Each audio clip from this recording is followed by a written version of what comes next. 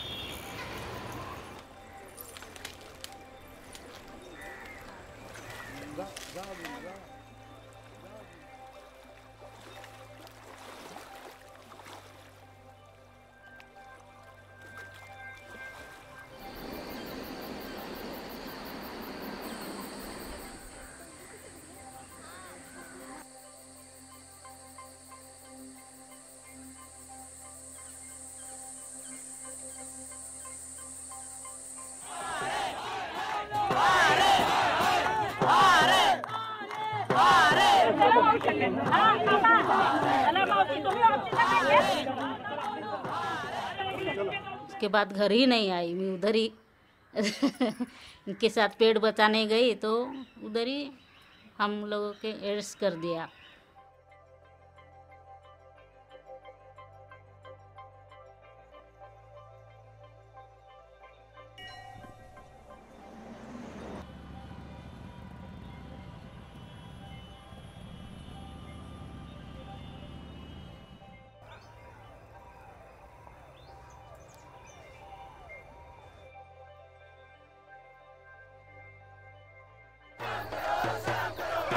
संघर्ष नहीं करेंगे तो बचाएंगे कैसे, डरेंगे तो बचाएंगे कैसे।